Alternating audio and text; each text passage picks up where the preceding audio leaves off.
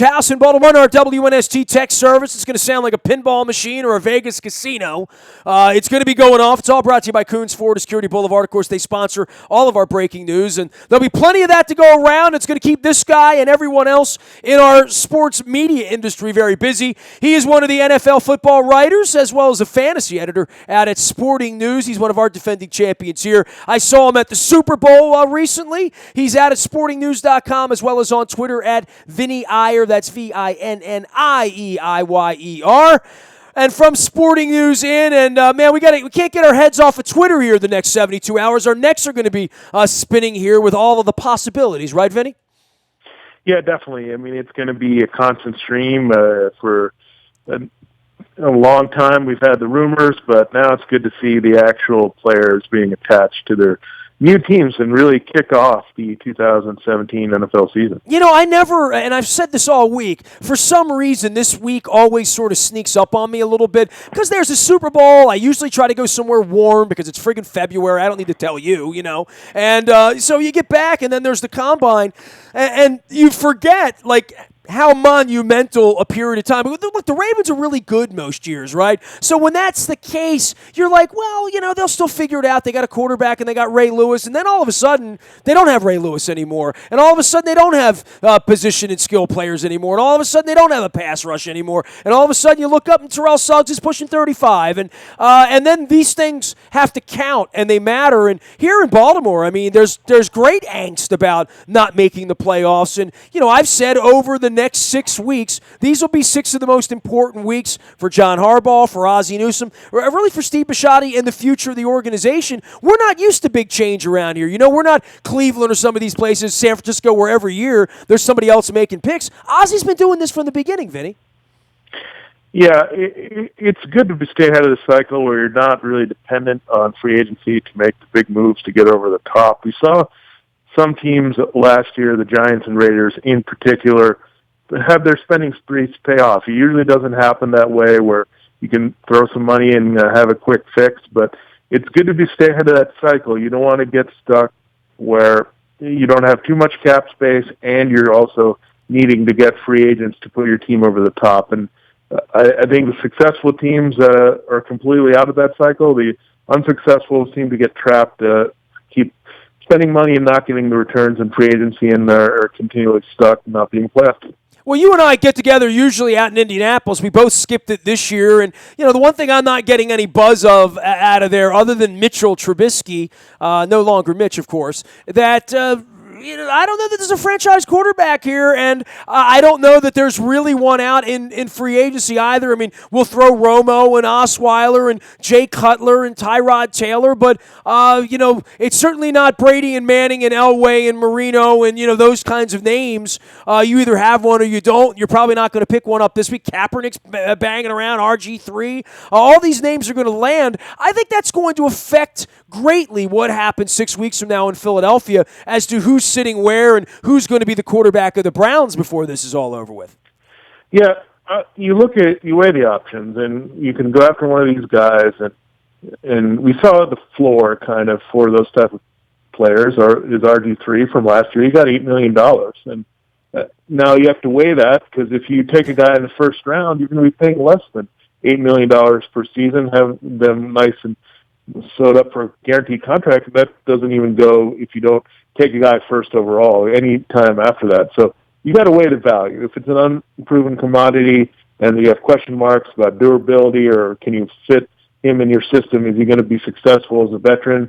It's always better to go the rookie route because you can take those multiple chances and even take 2 guys there in the draft and maybe have one guy pan out. So I think teams need to look at this a little bit differently. I think there's a desperation factor that kicks in a lot of times in free agency, especially a quarterback. And unless you're going for a player that is going to put you over the top as a contending team, like Tony Romo, I don't think that's the best way to go after quarterbacks. Well, then there's Brock Osweiler, right? I mean, there is the scenario of we're going to sign somebody. And look, Matt Castle, we can go through the list of guys that could do it over there for 3 weeks as a backup, and the Garoppolo story is going to play itself out here in the coming weeks, as will the A.J. McCarron story. It's a fascinating market, right? And it's the most, as you pointed out, the most desperate market, because when you don't have one, maybe you can put the bright lights on A.J. McCarron and justify giving up a low one for him if you need a quarterback. Yeah, that's the way you have to look at it. Is what are you getting in return? Yeah, in a sense, when you're making that trade, you're basically drafting that young quarterback. Even though they've been on another team for a few years, that's what you're basically doing, because you're giving up that currency to go get him. So you got to weigh all your options. You have to make sure a guy's going to totally sit there, and you have no idea. You have a good sense if you've got a coordinator or coach that has some connections to that scheme that player's been in, but it's all about weighing all that, seeing what's better for other positions on your team, because you don't want to get locked in and handcuffed and spend too much at that position when you're not sure, when there's a lot of sure things at offensive line and defensive line that you can upgrade pretty easily. Vinny Iyer joining us here from Sporting News. You can follow his journey out on Twitter at Vinny Iyer. That's Iyer. And look, we all get our favorites here during the drafting process, with the Ravens sitting in the middle of the first round with some ability to go up a little bit, down a little bit, and certainly the kind of depth we've seen here. And doesn't feel like there's this blue chip ledge at the top of the draft after the first 5 or 6 or 8 players like there usually is. We all sort of fall in love with some players. So, Vinny, give me a couple players that you like right now, having seen the Combine and the Underwear Olympics last week, as well as the Senior Bowl. The next 6 weeks, we're going to see guys mamula their way sort of up the draft board. Who are a couple of guys you got your eyes on? Well, I like Solomon Thomas, definitely, if you're looking for just a great athlete there from Stanford. I don't know how far he's going to last at this point, but he's a guy that you can move around, plays at defensive end.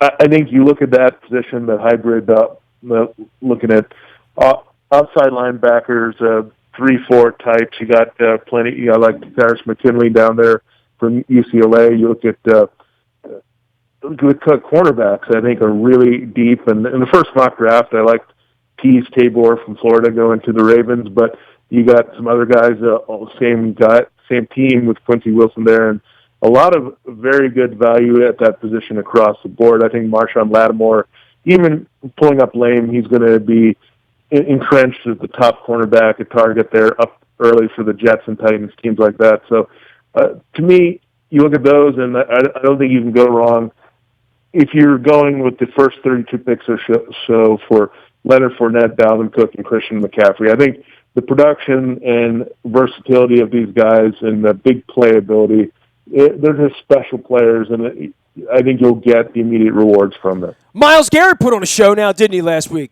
Pulling out the guns. Yeah, I don't think there's any more where his stock can go up. If the Browns don't take him at number 1, I think they're silly. They need a player of that level. I mean, the Von Miller comparisons are there. The big disruptive pass rusher that everybody's looking for in this league. And if you're not sure about the quarterbacks, you always have to go for the guys who go after the quarterbacks.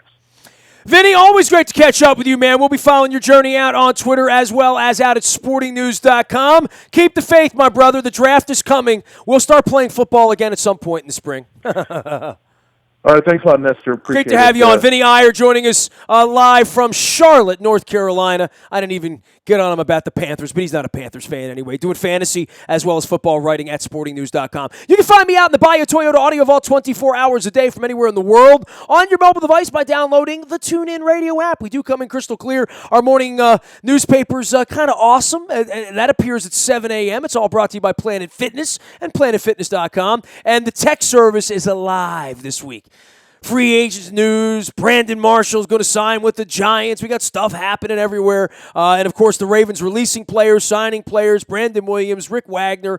Anything that's going to happen, you'll get it first on the WNST Tech Service. That's brought to you by Coons Ford of Security Boulevard. Nasty at WNST.net reaches me. Facebook, Twitter, LinkedIn, Snapchat, Instagram, and streaming live on our Facebook Live and our YouTube WNSTV channel. Our London trip's on sale. You can email me on that, or you can go to the Road Trips tab at WNST.com WNST.net and learn more there. And last but never least, head coach Barry Trotz of the Washington Capitals, the torrid Capitals out on the West Coast this week, keeping me up late. He'll be with us on the 20th of March. We're getting that location out to you a little later on in the week, finalizing things and buttoning up our business around here. But the coach will be swabbing for the Bone Marrow Registry and for There Goes My Hero, talking about, hopefully, drinking from the chalice.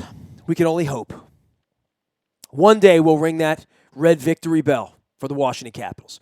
I'm Nestor. This is WNST.net, AM 1570, and WNST Towson, Baltimore, and we never stop talking Baltimore sports.